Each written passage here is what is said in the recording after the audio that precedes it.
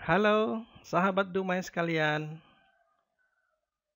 Berjumpa lagi dengan saya, Anas Arfandi, dalam pembelajaran online kita mengenai statistika.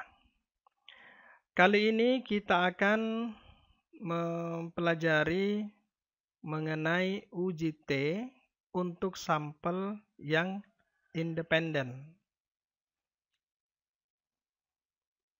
Video yang lain kita sudah bahas mengenai uji T untuk sampel yang berpasangan. Nah, kali ini kita akan mempelajari mengenai sampel yang independen. Sampel independen di sini dimaksud independen karena kelompok yang diuji itu berbeda atau independen. Nah, kalau yang sampel berpasangan itu subjek yang diteliti itu sama. Kalau untuk sampel independen, subjek yang diteliti itu berbeda. Contoh, di sini kita langsung memberikan contoh kasus. Misalnya, seorang dosen ingin mengetahui perbedaan hasil belajar mata kuliah statistik antara kelas A dan kelas B setelah menerapkan pembelajaran dengan metode ABG. Jadi, kasus di sini bahwa seorang dosen itu menerapkan pembelajaran dengan metode ABG. Dia terapkan kepada kelas A dan kelas B. Nah, selanjutnya dosen tersebut ingin mengetahui perbedaan hasil belajar dari kedua kelas tersebut. Di masing-masing kelas, dosen tersebut memilih 20 orang mahasiswa sebagai sampelnya. Kemudian, dengan taraf kepercayaan 95%, dosen tersebut membuat hipotesis bahwa terdapat perbedaan hasil belajar antara kelas A dan kelas B. Nah, tahapan untuk pengujiannya selalu kita mulai dengan penentuan variabel dengan memilih variable view pada dua sheet di tampilan SPSS. Pada baris pertama, kita buat nama variabel nilai STA.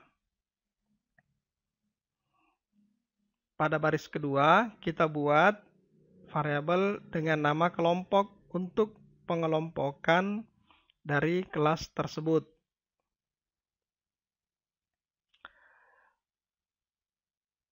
Nah, setelah dibuat variabel view-nya, selanjutnya kita memasukkan skor untuk masing-masing individu yang menjadi sampel. Kita perhatikan untuk nilai STA, kita masukkan nilai untuk orang pertama atau responden pertama pada kelompok 1. Atau misalnya yang kita ambil kelompok 1 itu adalah kelas A. Jadi kelompok A itu, kelas A itu kita definisikan menjadi dengan kelompok 1 sebanyak 20 orang. Ya, sebanyak 20 orang. Kemudian masing-masing nilainya kita masukkan.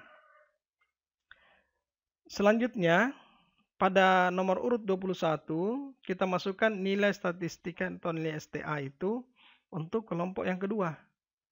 Jadi pada nilai STA itu 20 orang kelas A dan 20 orang kelas B itu nilainya kita masukkan pada kolom nilai STA. Nah, pada kolom kelompok di situ kita bedakan kelas A itu sebagai kelompok 1 dan kelas B sebagai kelompok 2.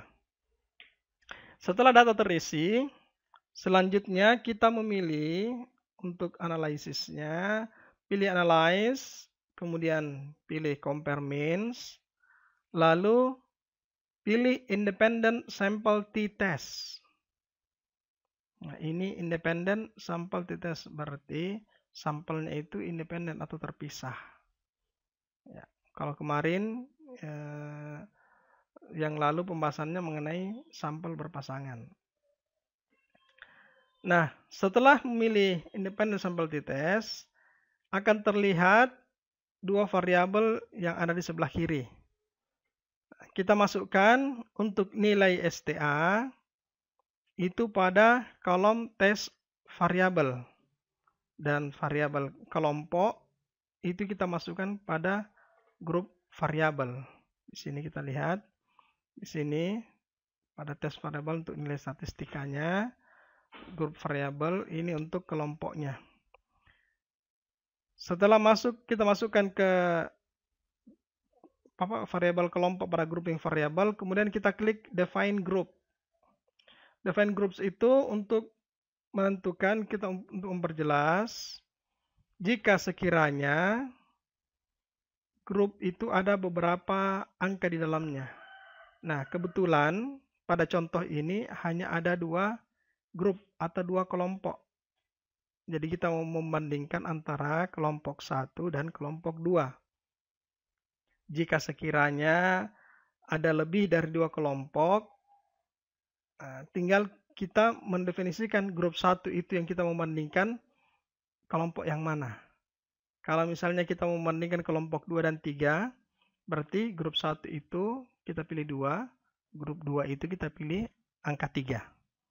Seperti itu. Jadi membandingkannya hanya untuk dua kelompok saja. Walaupun di data itu, pada data view kita membuat beberapa kelompok. Setelah itu kita pilih klik tombol continue. Nah, maka outputnya akan muncul seperti ini. Kita lihat pada tabel independent sample test. Nah, bagaimana membacanya ini? Membaca hasil outputnya, kita sudah lihat tadi dengan nilai T hitung sebesar minus 0,775.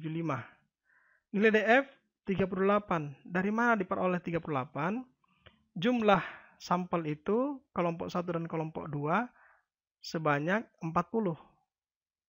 Ya, 40. Kemudian dikurangi 2 karena ada dua kelompok. Sehingga sampelnya menjadi 38. Nilai signifikansinya itu sebesar 0,443. Nah, dari sini kita bisa berkesimpulan bahwa nilai tersebut lebih besar dari probabilitas 0,05. Sehingga kita bisa simpulkan tidak terdapat perbedaan secara statistik atau signifikan antara kelompok A atau kelas A dan kelas B. Selanjutnya, kita juga bisa melihat dari besarnya perbedaan rata mean kedua kelompok. Nah, di angka mean difference tadi ditunjukkan selisihnya itu hanya minus 0,3 dan bernilai negatif. Nah, berarti kelompok A ini memiliki mean lebih rendah 0,3 daripada kelompok B. Sangat kecil. Nah, kemudian T hitung tadi kita bandingkan dengan T-tabel. Cara melihat T-tabel, nah kita lihat jumlah data 40, DF-nya sebanyak 28. Jadi untuk melihat T-tabel, DF 38, kemudian signifikansi 0,05 dengan two tail atau dua sisi atau dua pihak. Nah, sehingga kita baris 38, kemudian kolomnya 0,05 two tail test.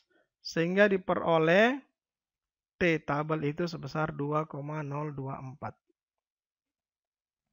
Nah, kemudian kita masukkan ke dalam kurva normal seperti ini supaya kita bisa memahami lebih baik. T-tabel itu yang menjadi batas antara daerah penerimaan H0 dan daerah penolakan. Ya. T-tabel, kemudian kita lihat T hitungnya masuk di daerah mana. Ternyata T hitung itu masuk di daerah penerimaan H0. Nah, H0-nya itu tidak terdapat perbedaan. Dan H0 karena T hitung itu berada di dalam daerah penerimaan H0, sehingga kita menyimpulkan tidak terdapat perbedaan hasil belajar statistika antara kelas A dan kelas B. Walaupun mean difference-nya itu terdapat nilai 0,3, ini sangat kecil. Sangat kecil. Walaupun memang lebih rendah nilai kelas A, tapi sangat kecil. Hanya selisih 0,3 yang dilihat dari nilai mean difference. Baik, itu singkat pemahaman pelajaran kita hari ini mengenai uji T untuk sampel independen. Sampai bertemu kembali pada uji-uji yang lainnya. Terima kasih atas perhatian dan komentarnya. Jangan lupa like dan subscribe video ini.